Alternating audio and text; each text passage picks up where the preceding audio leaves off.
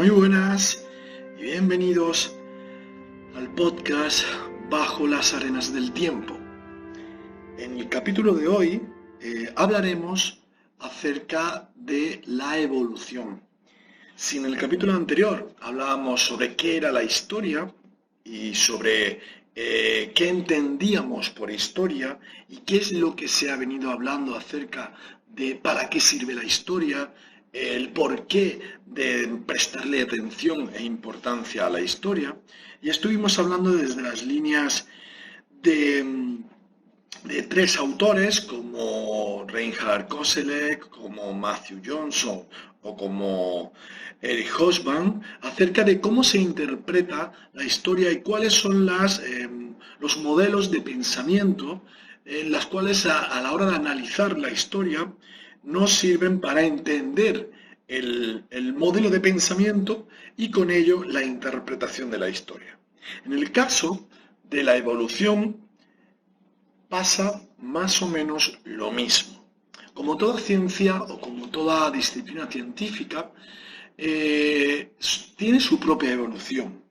Por lo tanto, cuando hablamos de dinámicas de pensamiento o de propuestas de planteamiento acerca de una disciplina, vamos a tener modelos que son iniciadores de la disciplina y modelos en los cuales, tras esa evolución propia de la disciplina, van tomando formas de pensamiento distintas, van influyendo disciplinas que en un primer momento son subsidiarias de esta disciplina y forman parte a la posterior de la misma, y la influyen para formar modelos de pensamiento distintos según van evolucionando. Mi nombre es Iván Sánchez y este es el episodio 2 del podcast Bajo las arenas del tiempo.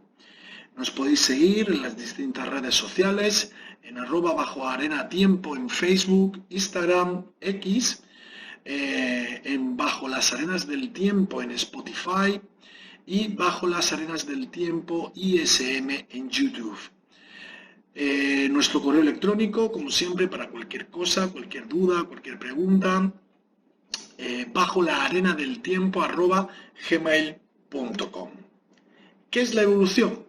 Bien, la teoría general o el planteamiento general es que durante un proceso de tiempo, un proceso largo, los organismos han ido modificando o cambiando sus características fisiológicas, sus características físicas y sus patrones de conducta a lo largo del tiempo, uno por un lado, bajo un modelo de adaptación al medio en el que viven, otro por una correlación constante y continuada de patrones de conducta repetitivos, por la propia selección, podríamos decir, tras calamidades o tras actuaciones violentas, los supervivientes producen una nueva, podríamos decir, una nueva proliferación de organismos a posteriori. La teoría de la evolución, la más famosa, la que todo el mundo conoce, sin duda, es la de Charles Darwin. Charles Darwin se basa en la idea central de la selección natural, en la que las especies evolucionan a lo largo del tiempo como resultado de la variación genética y de aquellos rasgos que confieren a los individuos ventajas adaptativas en un entorno específico. Por lo que los mejor dotados o los que mejor se adaptan debido claramente a esa variación genética que le ha dado la dotación óptima para mejorar su adaptación al medio, son esos organismos que evolucionan. Los menos adaptativos se quedarán en el camino y los mejores adaptados proseguirán el propio camino. Sin embargo, como podemos ver, Charles Darwin también tuvo un antecedente del cual tuvo que, podríamos decir, obtener información para reflexionar sobre la misma. Por lo que tenemos a Jean-Baptiste Lamarck en torno al siglo XVIII, cuyo planteamiento más bien reflejaba una dinámica de patrones de conducta de los distintos organismos. Y después de Charles Darwin, sin duda uno de los referentes en materia de evolución más contemporáneos es Stephen Gould. Estos tres autores van a ser, digamos, ese modelo, o esos modelos de evolución que vamos a utilizar para explicar, en definitiva, qué es la evolución y cómo ha ido configurando sus propias reflexiones y sus propios planteamientos a lo largo del tiempo. Por lo que iniciaremos con Jean-Baptiste Lamarck, de 1774 a 1829,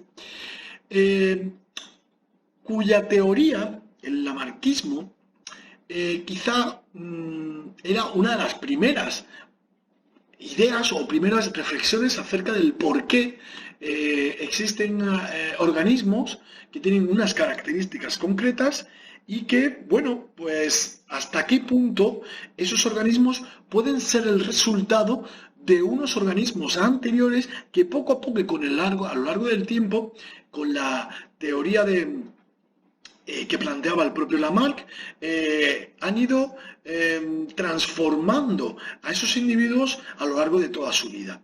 El ejemplo que mejor se adapta a este planteamiento de Jean-Baptiste Lamarck es sin duda el del cuello de las jirafas. Según Lamarck, es el resultado de una práctica continua durante generaciones, estirando el mismo para alcanzar las hojas más elevadas de los árboles.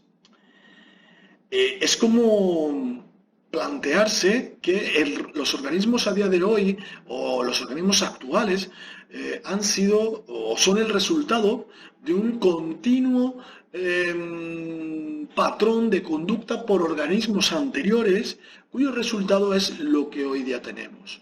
Sin embargo, esta propuesta por parte de Jean-Baptiste Lamarck dejaba claro o dejaba deficiencias en torno a las leyes propias de la herencia. George Mendel, en torno a 1884, nos lleva a descartar el planteamiento lamarquista con un objetivo concreto, y es que la ley de la herencia no determina la transferencia de esa herencia o de esas aptitudes por parte de los organismos a los progenitores. Por lo tanto, no podemos trasladar nuestras aptitudes a nuestros hijos e hijas, por lo que no podemos modificar los genes que heredarán nuestros hijos. De esa manera, partimos de cero, es decir, una generación siguiente deberá de plantearse, según las leyes de la herencia, volver a plantear el modelo hereditario y genético. Sin embargo, estas son leyes que son a principios del siglo XIX y que nos sirven para contextualizar el primer planteamiento evolucionista o la primera teoría sobre la evolución que planteó el autor Jean-Baptiste Lamarck. Cuando hablamos del darwinismo, de Charles Darwin, tenemos que tener dos fundamentos clave o claros. Por un lado, la selección natural y por otro lado, la adaptación. Por lo que tendríamos que tener en cuenta el medio y el ecosistema que va a generar esa adaptación del organismo y cómo esa adaptación va a estar generada por unas leyes de la naturaleza que no son susceptibles de poder identificar. Por lo tanto, en una frase de Charles Darwin, en su autobiografía, dice: parece no haber más propósito en la variabilidad de los seres vivientes y en la acción de la selección natural que en la dirección en la que sopla el viento. No existe o Charles Darwin planteaba la inexistencia de un marco empírico, de un marco capaz de poder identificarse como legislación natural que nos pudiera aportar esa información necesaria para entender por qué seleccionaba a los mejores adaptados y no a cualquier otro organismo. Se llama darwinismo a la teoría científica que postula que la evolución de las especies, por un lado, se genera a partir de la selección natural de los ejemplares, perpetuándose mediante la herencia. Es decir, coge esas ideas de los autores anteriores sobre la herencia, sin embargo, le asemeja o lo caracteriza, mejor dicho, desde posiciones que van entonándose hacia una legislación natural que es identificable. Por otro lado, los individuos no representan un papel activo en la evolución, son más bien sujetos pasivos. Precisamente, una de las características del darwinismo es sin duda que los organismos son el resultado por un lado, de la selección natural y por otro lado oye, qué casualidad que son los mejores adaptados. No son un producto activo o mejor dicho, un resultado activo de esa evolución y por lo tanto que generan esa evolución. Y por último, estos se verán influenciados por los recursos del medio, los cuales, al ser limitados, provocarán una selección de los más aptos para evolucionar. Es decir, dentro del marco evolutivo de Charles Darwin, por un lado tendríamos la selección natural y por otro lado los mejores adaptados. Sin embargo, los mejores adaptados los establece la selección natural, precisamente porque el medio en el que habitan es deficiente. Es decir, esa ley natural establece que a su vez el propio medio en el que viven tenga ciertos déficits que va a generar que los propios organismos se autoseleccionen, de manera que los más adaptativos, a través de esas herencias, ¿vale?, van a ser, digamos, la clave para entender el proceso evolutivo. Y dentro de estos factores o variables a tener en cuenta, existe el tiempo. El tiempo como factor determinante. Y aquí es donde, en palabras de Juan Luis Arzuaga, es la dinámica actual desde el punto de vista académico en torno a la evolución. Por un lado hablaríamos de los que consideran que el tiempo juega un papel determinante, pero en espacios temporales pequeños y de gran revulsión, y los que consideran que el marco temporal es mucho más amplio y dentro de la amplitud de ese tiempo asociado a cambios violentos y drásticos que generan a lo largo del tiempo esos resultados.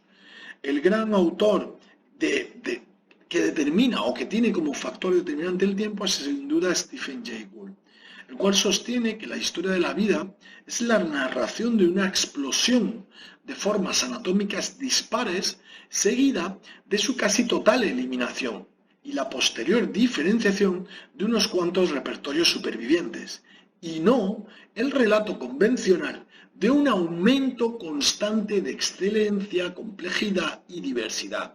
Rompe un poco con la teorización de los mejores adaptados de Darwin, pero sin duda le da la característica al tiempo, al tiempo y a elementos violentos que van a generar casi la total eliminación de los organismos y que solo los supervivientes van a poder producir esos modelos evolutivos de transformación. Hago un inciso, sobre todo, para incorporar otra variable que me llama mucho la atención, sobre todo, que está muy ligada inclusive con ciertas enfermedades en la actualidad, y es sin duda la mutación genética o la mutación celular.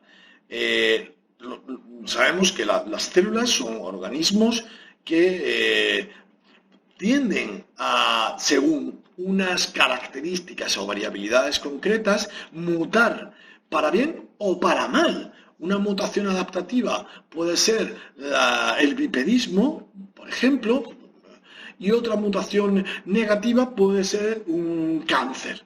Es decir, el cambio celular o la mutación celular es otra de las variables a tener en cuenta, el cual formaría parte de ese engranaje que conformaría la evolución, junto con modelos teóricos que inciden en el marco temporal, en características hereditarias que confirman o conformarían la adaptación a los medios, y cómo la variabilidad genética se ve claramente en la morfología, fisiología y composiciones físicas propias de los organismos. Me viene a la cabeza sin duda la adaptación de Homo sapiens de Neandertal, Homo neanderthalensis, el cual está ligado claramente a los estadios geológicos claramente glaciares de las épocas del Paleolítico Medio y del Pleistoceno superior, relacionado desde el posicionamiento geológico claramente con el modelo de ambiente existente en la Europa paleolítica media. Por lo tanto, esas épocas glaciares, esos estadios glaciares, conformarían un ecosistema y un modelo de ambiente cuyo aporte fisiológico, en el caso del Homo neandertal, pues le generaría pues esa robustez, esa reducción en altura, esa proliferación de masa corporal y masa muscular, un mayor porcentaje de pelaje dentro del cuerpo, etcétera, etcétera. Es decir, características que también generarían a lo largo del tiempo ese proceso evolutivo. Siguiendo con Stephen Jay Gould, en su teoría del equilibrio punteado, en la cual contradice algunos postulados de Darwin, pensaba que el origen de los cambios adaptativos en las especies eran más bien lentos y graduales, mientras que ellos propusieron pequeños y rápidos cambios después de largos periodos de estabilidad. Por ejemplo, volviendo a Neandertal, el gran periodo de estabilidad que supuso el Paleolítico Medio para la especie de Neandertal, los interglaciares modificaron el ecosistema y el modelo ambiental, generando que fuera del ámbito geográfico europeo o euroasiático, mejor planteado, surgieran de nuevo una especie. Pero eso no quiere decir que esa especie generara la no adaptación de Neandertal al modelo ambiental existente, sino que debido al factor determinante del tiempo y esos pequeños y rápidos cambios, más que un cambio lento y gradual, se diera sobre todo a posteriori de periodos de estabilidad mucho más amplios de manera temporal. De esta forma, este planteamiento o esta teoría se explica, o con esta teoría se explica el rápido crecimiento de la mente en algunos simios que dio origen a los primeros homínidos. Cuando hablamos de rápido crecimiento es sin duda desde que surge el género Homo hasta que vemos en Homo habilis el uso, por ejemplo, de elementos y materiales ajenos a la propia estructura ósea y corporal del propio homínido. Es decir, a partir de ahí podríamos estar planteando que es el verdadero primero Homo, ¿vale? y que se le denomina hábil porque produce herramientas, utiliza el cerebro para generar utensilios. Pero claro, desde Homo habilis hasta Sapiens sapiens, aunque hablemos de millones de años, es un periodo de tiempo corto en relación con el marco global desde los primates hasta el género Homo. Por lo tanto, podríamos estar hablando que pequeños y rápidos cambios a posteriori de modelos temporales estables, sin duda, sería parte, digamos, de la teoría más comprobada o que aporta una mayor exposición empírica con respecto a los datos que tenemos a día de hoy. Lo que sí es verdad que nos deja claro desde Jean-Baptiste Lamarck, Charles Darwin, Stephen Jay Gould, es que la propia reflexión acerca de la evolución de los organismos tiene modelos y reflexiones que pueden llegar a interrelacionarse. Sin duda, se van a observar mutaciones o cambios genéticos hereditarios. El bipedismo tras el Homo erectus lo heredarán los sucesores de Homo erectus y posteriores organismos que proliferan. En otro tipo de organismos, la adaptación al medio a lo largo del tiempo podrá generar unos organismos mejor preparados a esos modelos ecosistémicos distintos.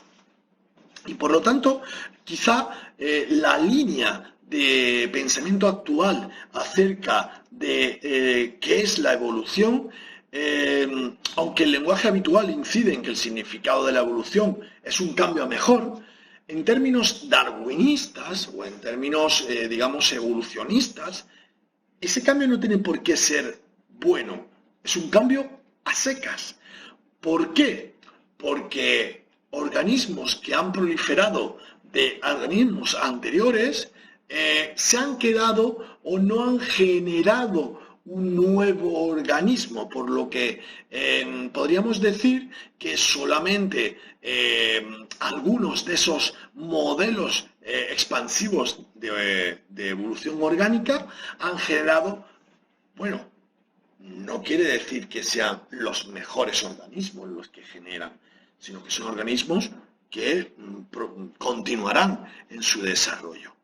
Por lo tanto, el concepto con el que nos tenemos que quedar sobre qué es realmente la evolución es que la propia evolución no es lineal, es divergente.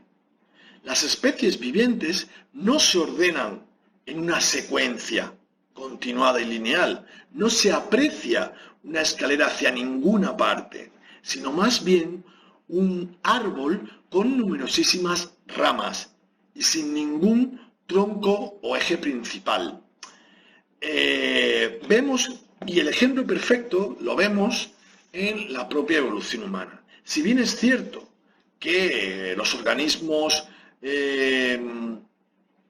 que conformaron lo que entendemos a día de hoy dentro del marco de los vertebrados y de los mamíferos, los primates, en torno a 7 millones de años,